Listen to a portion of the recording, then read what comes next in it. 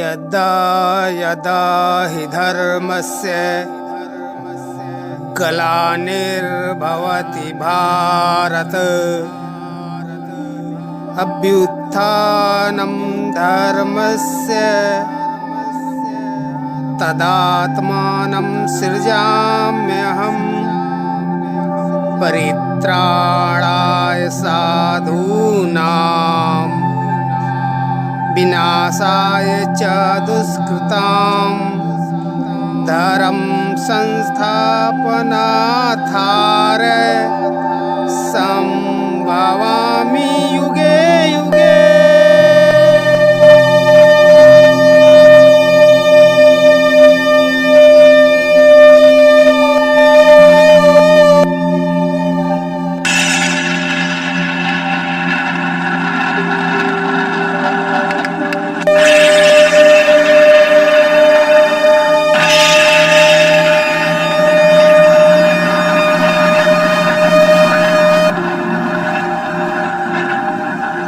मेरे प्यारे मित्रों, आप सभी को मेरा प्रणाम स्वीकार हो। आज हम गडरिया और सनातन धर्म के बारे में चर्चा करेंगे।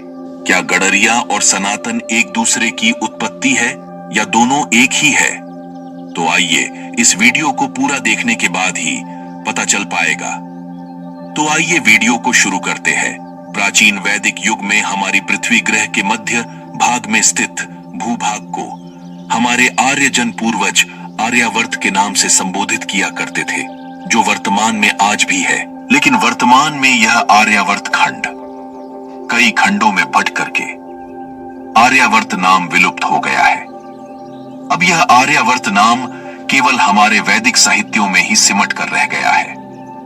आर्यावर्त इस संपूर्ण पृथ्वी के मध्य काबुल की कुंभा नदी से लेकर भारत की गंगा नदी तक और कश्मीर की वादियों से लेकर दक्षिण में नर्मदा के उस पार तक था। हालांकि हर काल में आर्यावर्त का क्षेत्रफल अलग अलग रहा था। प्राचीन वैदिक काल में दक्षिण भारत में बहुत कम ही भूमि रहने लायक थी। बाकी संपूर्ण भूमि जंगल, जलाशयों और पहाड़ों से पटी हुई थी। यह आर्यावर्त पृथ्वी के मध्य भाग में स्थित उस भूभाग को आर्यावर्त कहते हैं, जिसमें रहने वाले मानव जाति के उस वर्ग को आर्य कहा जाता था। यह हमारे आर्यजन मानव ज्ञानी, बुद्धिमान और वेदों के अनुसार जीवन जीने वाले श्रेष्ठ मानव थे और इन्हीं बुद्धिमत्ता, श्रेष्ठता और ज्ञानी होने की वजह से उन्हें आर्य कहा गया। इस समय तक, यानी जब तक संपूर्ण आर्यावर्त था, तब तक मानव के पास जीवन जीने के लिए पशुपालन और कृषि कार्य ही था।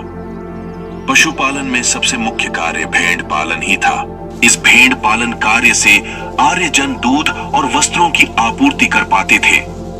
कृषक का कार्य ज्यादातर हाथों से ही किया जाता था। आर्यावर्त में इस समय तक ज्यादातर गाडर यानी भेड़ या मेष ही पाले जाते थे। इन्हीं गाडर पालने वाले आर्यों को गडरिया कहा जाता था।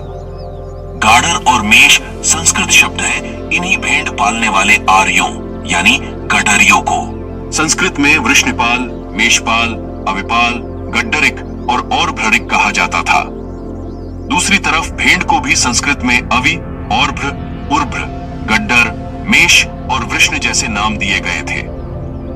सोचने वाली बात यह है कि हमारे इष्ट देवों इंद्र, अग्नि, विष्णु और कृष्ण आदि को वृषण का ही नाम दिया गया है, क्योंकि श्री कृष्ण का वंश वृषण वंश ही था। विशेषकर वैदिक विहंगम में यह इंद्र, अग्नि के लिए संबोधन उनका मेषपाल से भी सीधा संबंध व्यक्त करता है, क्योंकि अग्निदेव का वाहन भेड़ा ही है। लेकिन समय ने करवट बदली। त्रेता युग आते आते आर्यावर्त 9 खंडों यानी 9 महाजनपदों में बंट गया। ये 9 खंड मगध, अंग, अवंतिका, अनूप या महिष्मति, सूरसेन, धनीप, पांड्य, विंध्य और मलय यानी जिसको हम आज का मालाबार द्वीप कहते हैं। लेकिन यही 9 खंडों का आर्यावर्त आगे चलकर त्रेता और द्वापर युग के मध्य काल में 16 महाजनपदों में बांटा गया।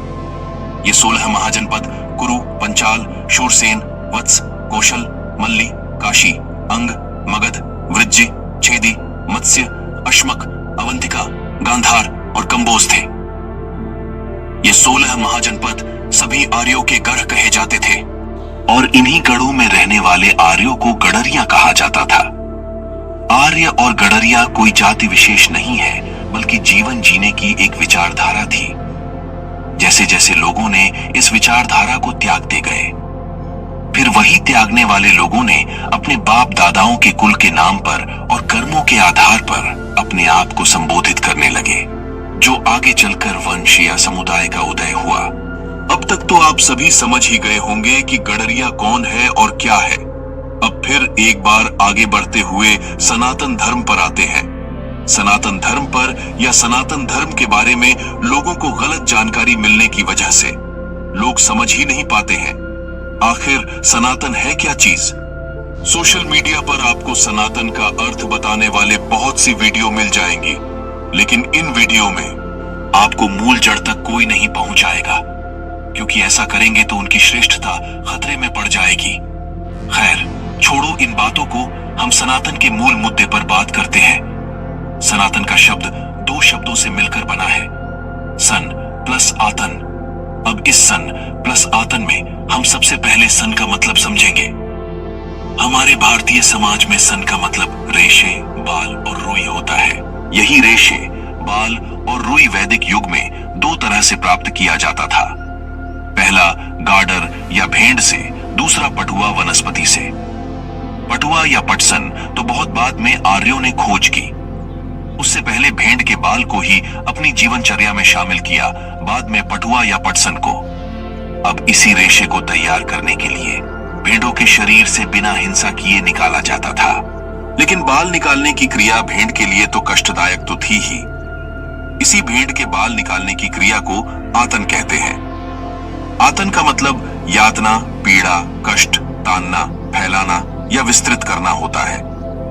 यानी साधारण शब्दों में हम यह कह सकते हैं कि गाडर से बाल निकालने के लिए भेड़ को कष्ट देना पड़ेगा, और इस भेड़ को कष्ट देने के बाद जो बाल प्राप्त किए गए उन्हें विस्तृत करके रेशे तैयार किए गए।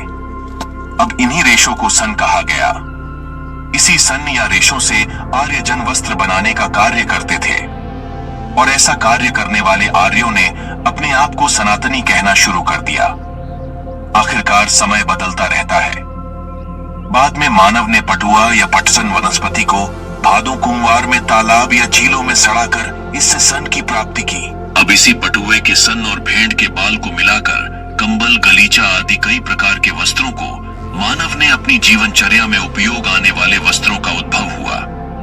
इन दोनों के बाद कपास का विकल्प भी तलाशा गया, जिससे मानव जीवन में और भी सुगमता आई। और हाँ, एक बात और बता दूं, आतन की राशि मेष राशि ही है, जो 12 राशियों में पहली राशि है। मेष को ही भेड़ा कहा जाता है। और तो और आतन का तारा नक्षत्र कृतिका ही है, क्योंकि इसी नक्षत्र में ज्यादातर मेष के बाल निकाले जाते हैं, और इसी समय पटुए से रेशे भी निकाले जाते हैं। और इन्हीं दोनों से बने हुए वस्त्रों को आर्यजन उपयोग में लाते थे, और इन्हीं कर्मों को धारण करने वाले आर्य सनातन धर्मी कहलाए, जो गडरिया वर्ग से ही निकला है। तो आप सभी को यह पता चल गया होगा कि गडरिया और सनातन एक दूसरे के पूरक हैं। दोनों का भाव लगभग एक ही है। अब यही गडरिया समुदाय वर्तमान में कोई क्षत्रिय, कोई राजपूत और कोई चरवाहा है, जो सब के सब अपने पूर्वजों के नाम और वंश के गोत्र बनाकर जाति के रूप में आज हमारे समक्ष है। लेकिन हम सब एक ही है, वह चाहे कोई भी हो, वह सब के सब आर्य ही थे, जो आजकल जातियों में बंटकर मानव विनाश का कारण बन रहे हैं। वीडियो कैसी लगी कमेंट्स करके जरूर बताना। वीडियो को शेयर और सब्सक्राइब जरूर करें, जिससे मेरा हौसला बढ़ता रहे, और हम आपके लिए ऐसी ही कुछ खास वीडियो लाया करेंगे। जब आप हमारा साथ दोगे तभी संभव हो पाएगा। वीडियो देखने के लिए धन्यवाद। जय श्री राधे राधे। जय श्री कृष्णा।